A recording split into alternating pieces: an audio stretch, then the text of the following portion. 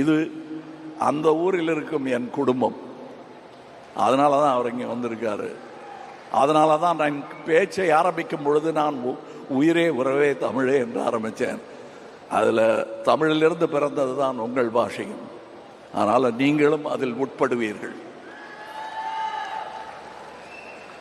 அண்ணா ராஜ்குமார் அண்ணா வந்து என்கிட்ட கேட்பாரு, அந்த காட்சி எப்படி ஆஹா அப்படின்பாரு. இவர் நிஜமா சொல்றாரா இல்லை சும்மா சொல்றாரு? ஆனால் ஒவ்வொரு வாட்டி பார்க்கும்போது இன்னொருத்தரை கூப்பிட்டு சொல்லுவார்.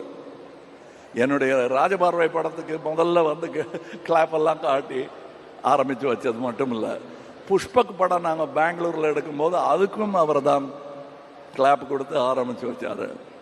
இது அந்த ஊரில் இருக்கும் என் குடும்பம். அதனால தான் அவர் இங்கே வந்திருக்காரு. அதனால தான் நான் பேச்சை ஆரம்பிக்கும் பொழுது நான் உயிரே உறவே தமிழே என்று ஆரம்பித்தேன்.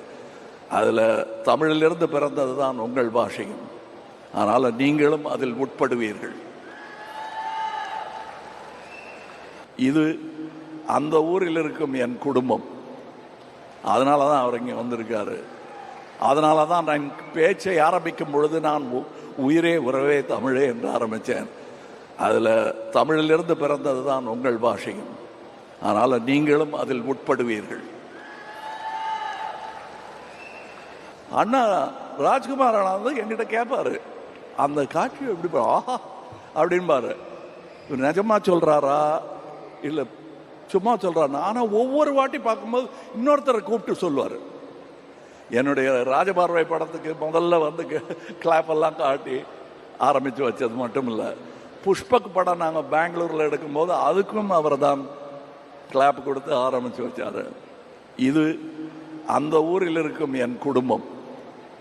அதனால தான் அவர் இங்கே வந்திருக்காரு. அதனால தான் நான் பேச்சை ஆரம்பிக்கும் பொழுது நான் உயிரே உறவே தமிழே என்று ஆரம்பித்தேன்.